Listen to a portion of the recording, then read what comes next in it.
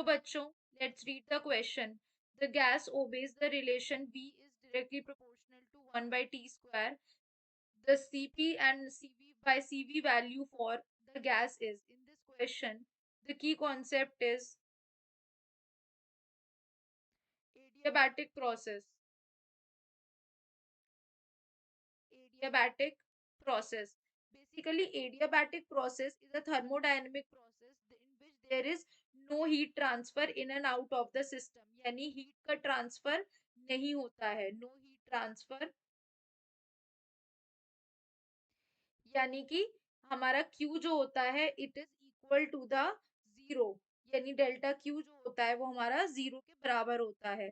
अब adiabatic process का equation हम कैसे लिखते हैं? PV gamma is equals to constant. We can write it as PV gamma is equals to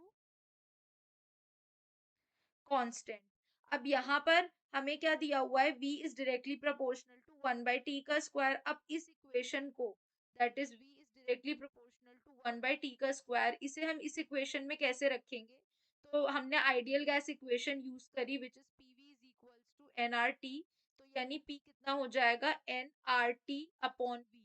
यहाँ पर n और r कांस्टेंट है, this is the constant already.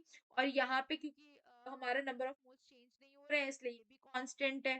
तो यानी कि जब ये कांस्टेंट है और हम इसको इसमें रखेंगे तो क्योंकि nRT जो है हमारा वो कांस्टेंट है तो ये क्या बन जाएगा? TV gamma minus one is equals to constant बन जाएगा. ठीक है. तो यहाँ पर अब हमें पता है इस इक्वेशन को अगर हम देखें तो ये क्या बना देगा हमारा?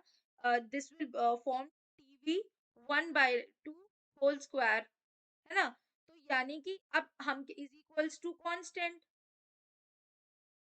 अब हमें क्या करना है? दोनों कांस्टेंट है तो अब हम दोनों की पावर को क्या करेंगे? कंपेयर करेंगे. यानी कि gamma minus one is equals to 1/2. तो गामा क्या है? स्पेसिफिक हीट यानी Cp by Cv.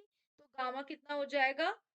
3/2 which is Cp by Cv. यानी हमारा करेक्ट आंसर जो हो जाएगा दैट इज 3/2.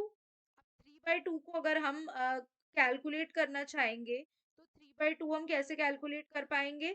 3/2 को जब हम कैलकुलेट करेंगे तो व्हाट वी विल गेट? 1.50. तो यानी हमारा करेक्ट आंसर क्या हो जाएगा? Option number A that is 1.50. so therefore option A is the right answer. Hope you guys understand. Thank you.